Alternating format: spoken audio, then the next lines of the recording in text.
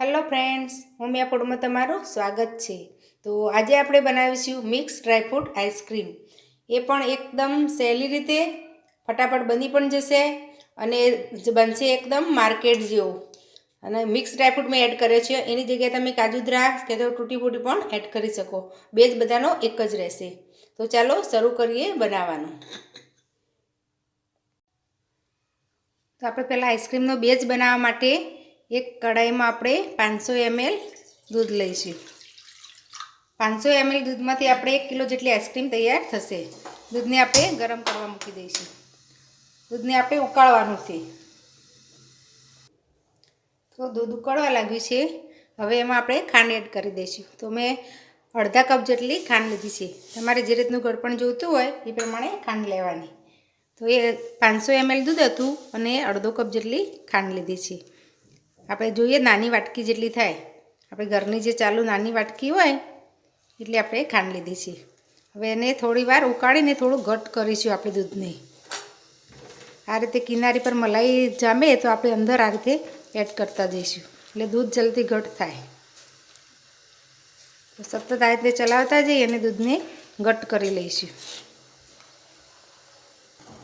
તમે 5 મિનિટ દૂધને ઉકાળ્યું છે, એટલે આપણે ખાંડનું પાણી અંદરથી બળી જશે।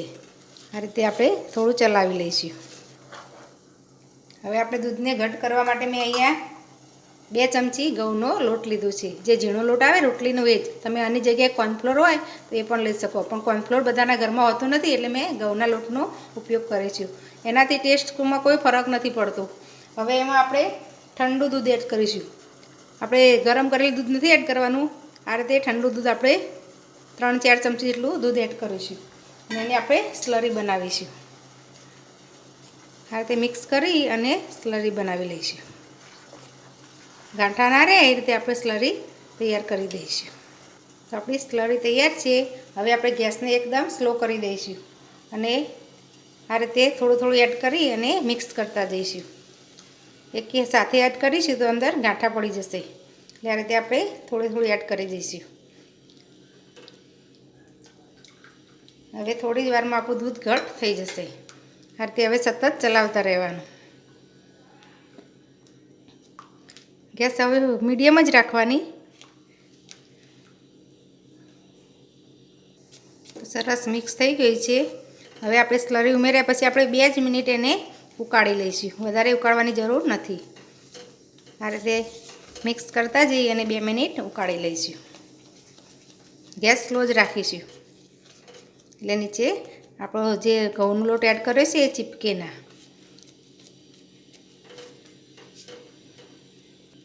તો 2 મિનિટ થઈ ગઈ છે, મેં ગેસ બંધ કરી દીધો છે। આ રીતનું કણચી પર કોટિંગ થાય એટલું આપણે ઘટ કરવાનું છે। આ રીતનું જો તમે જોઈ શકો છો સરસ કોટિંગ થઈ જાય છે, કારણ કે ઠંડુ થશે એટલે પણ થોડું ઘટ થશે। એટલે હવે આને ઠંડુ કરવા દઈશું અને આપણે આગળની પ્રોસેસ કરીશું। તો હવે મેં 1 કપ જેટલી વ્હીપ ક્રીમ લીધી છે। આ રીતનું જે વ્હીપ ક્રીમનું પેકેટ આવે છે એ મેં લીધું છે। નોન ડેરી વ્હીપ ક્રીમ છે। આ રીતનું પેકેટ આવે છે, એને તમે 6 થી 7 મહિના ફ્રીઝરમાં સ્ટોર કરી શકો છો। તો મેં જે કેક બનાવવાની વ્હીપ ક્રીમ આવે છે એ જ લીધી છે। તમે આની જગ્યાએ અમૂલની ફ્રેશ ક્રીમ આવે છે એનો પણ ઉપયોગ કરી શકો। આઈસ્ક્રીમ ક્રીમી બનાવવું હોય તો આ તો જરૂરી જ છે। એમનેમ જો તમે એકલા દૂધથી બનાવશો તો એ ગુલ્ફી જેવું જ બનશે। તો આ રીતની આપણે વ્હીપ ક્રીમ આવે છે એ મેં 1 કપ લીધી છે। હવે એને આપણે બીટ કરીશું। આ રીતે હેન્ડ બીટરથી હું બીટ કરું છું। તમે એની જગ્યાએ જો ઇલેક્ટ્રિક બીટર હોય તો એનાથી પણ બીટ કરી શકો। તો આમાં થોડો સમય લાગશે, આ રીતે આપણે બીટ કરીશું। આપણી ક્રીમ ગરમ ના થઈ જાય એ માટે આમાં બરફની શીટ છે, તમે આની જગ્યાએ બરફ હોય તો એ પણ લઈ શકો। નીચે બરફ બાઉલમાં મૂકી અને ઉપર મૂકી અને વ્હીપ કરવાની। મારી જગ્યાએ આ બરફની શીટ છે એટલે હું એ લઉં છું। એના ઉપર મૂકી અને આપણે ક્રીમને વ્હીપ કરીશું। જો એમનેમ કરશો તો ક્રીમ ગરમ થઈ જશે અને વ્હીપ નહીં થાય। તો આ રીતે આપણે ક્રીમને વ્હીપ કરી લઈશું। વ્હીપ કરશો એટલે ક્રીમ ડબલ થઈ જશે। થોડો સમય લાગશે, જો હેન્ડ બીટર છે એટલે, જો તમે ઇલેક્ટ્રિક બીટર કરશો તો વાર નહીં લાગે, 5 જ મિનિટમાં થઈ જશે। તો આ રીતે આપણે સતત ચલાવશું। તો 2 થી 3 મિનિટ થઈ છે અને તમે જોઈ શકો છો આ રીતનું બેટર થોડું ફૂલવા લાગ્યું છે. હજી આપણે થોડી વાર બીટ કરીશું. 2 થી 3 મિનિટ જ હજી બીટ કરીશું એટલે આપણે જે રીતનું જોઈએ છે એવું આપણું આ બેઝ તૈયાર થઈ જશે. તો આ રીતે બીટ કરશું તો જલ્દી બીટ થશે.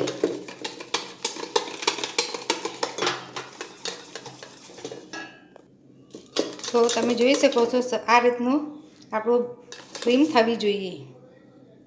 આ રીતે અંદરથી ધીમે ધીમે પડે એ રીતની. હવે આપણે જે બેઝ બનાવીને તૈયાર રાખેલો દૂધનો એ આપણે આમાં એડ કરી દઈશું. ધ્યાન રાખવાનું કે બેઝ એકદમ ઠંડો થવો જોઈએ.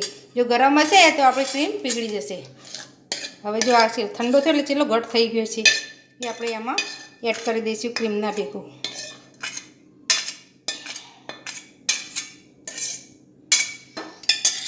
હવે ફરી પાછું આપણે એને બીટ કરી લઈશું.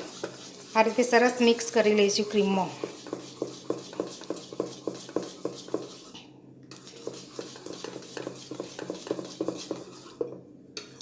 થોડું બીટ થશે એટલે સરસ મિક્સ થઈ જશે.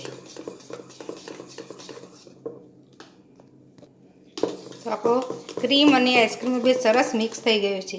આ રીતનું આપણું આમ આઈસ્ક્રીમનું બેટર તૈયાર થઈ ગયું છે. હવે આપણે આને ફરી એકવાર ચર્ન કરવાનું છે એટલે આપણે હાલ ડ્રાયફ્રૂટ અંદર નહીં એડ કરીએ કારણ કે આપણે ડ્રાયફ્રૂટ આઈસ્ક્રીમ બનાવવાનું છે પણ હાલ નહીં એડ કરીએ. આ રીતે સરસ દાળ પરથી લઈ લઈશું અને આપણે ઢાંકણ ઢાંકી અને 2 કલાક આપણે ફ્રીઝરમાં મૂકી દઈશું. આ રીતે કોઈ પણ ડીશ કે પછી પ્લાસ્ટિકથી કવર કરી અને 2 કલાક આપણે ફ્રીઝરમાં મૂકી દઈશું. તો આપણા આઈસ્ક્રીમના બેઝને 2 કલાક થઈ ગયા છે ફ્રીજમાં. થોડું સેટ થઈ ગયું છે. તો હવે આને ફરીથી આપણે ચર્ન કરી લઈશું. આ રીતે 2 વાર કરવાથી સરસ સોફ્ટ આપણો આઈસ્ક્રીમ તૈયાર થશે. આ રીતે આપણે થોડી વાર એકદમ સરસ મિક્સ કરી લઈશું. આ રીતે કરશો તો પણ સરસ થશે. આપણે 2 થી 3 મિનિટ આ રીતે એને ચર્ન કરી લઈશું. તો આ રીતનું સરસ મિક્સ થઈ ગયું છે અને સરસ આપણું આઈસ્ક્રીમનું બેટર તૈયાર થઈ ગયું છે. હવે એમાં આપણે 2 ટીપા વેનીલા એસેન્સ એડ કરીશું. ઓપ્શનલ છે પણ એડ કરશો તો એનો ટેસ્ટ સરસ આવે છે. વધારે નહીં એડ કરીએ, 2-3 ટીપા જ એડ કરીશું. અને મિક્સ ડ્રાયફ્રૂટ આપણે બનાવીએ છીએ આઈસ્ક્રીમ એટલે આ મિક્સ ડ્રાયફ્રૂટ લીધા છે એ આપણે એડ કરીશું. અડધા એડ કરીશું અને થોડા આપણે ઉપર એડ કરવા રાખી લઈશું. એ બધું સરસ મિક્સ કરી લઈશું. તમે પ્લેન પણ બનાવી શકો. અમે મિક્સ આઈસ્ક્રીમ બનાવી છે, મિક્સ ડ્રાયફ્રૂટ બનાવી છે. હવે આ બધું સરસ મિક્સ કરી લઈશું. હવે આપણે સેટ થવા માટે એક એરટાઈટ ડબ્બામાં આપણે રાખી લઈશું. મેં આ રીતનો ડબ્બો લીધો છે, એમાં આપણે બેટર એડ કરી દઈશું.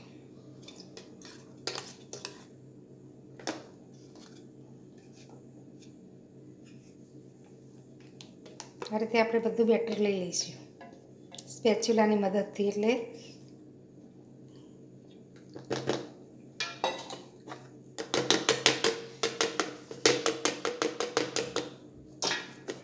આ રીતે સરસ સેટ કરી અને ઉપર આપણે જે ડ્રાયફ્રૂટ રવા દીધેલા એ આપણે એડ કરી દઈશું. મેં મિક્સ ડ્રાયફ્રૂટની કતરણ કરી છે,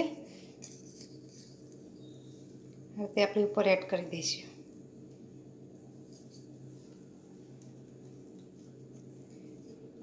આ રીતે સેટ કરી દઈશું. હવે એનું ઢાંકણ ઢાંકી અને 7 થી 8 કલાક કે તો પછી ઓવરનાઇટ આપણે ફ્રીઝરમાં સેટ થવા મૂકી દઈશું. તમે ઓવરનાઇટ આપણા આઈસ્ક્રીમ ફ્રીઝરમાં રાખેલો હવે આપણે ચેક કરી લઈએ. તો સરસ સેટ થઈ ગયું છે ને એકદમ ક્રીમી લાગે પણ છે. હવે આપણે એને આ રીતે બાઉલમાં લઈ અને સર્વ કરીશું. તમે જોઈ શકો છો સરસ આપણો આઈસ્ક્રીમ તૈયાર થઈ ગયો છે. તો આપણે એક બાઉલમાં સર્વ કરીશું. જોઈને જ ખબર પડશે, અંદર જોશો એટલે કેટલી સરસ ક્રીમ જેવું લાગે જ છે. બહારથી લાવીએ આપણે એવો આપણો આઈસ્ક્રીમ લાગે છે. તો આપણે આ રીતે બાઉલમાં સર્વ કરીશું. તો મેં બાઉલમાં લઈ લીધું છે. તો તૈયાર છે આપણો એકદમ ક્રીમી અને સોફ્ટ એવો મિક્સ ડ્રાયફ્રૂટ આઈસ્ક્રીમ. જો તમને આ મારી રેસીપી ગમી હોય તો મારા વિડીયોને લાઇક, શેર અને મારી ચેનલને સબસ્ક્રાઈબ જરૂર કરજો. ફરીથી મળીશું આવા નવા વિડીયો સાથે. ધન્યવાદ.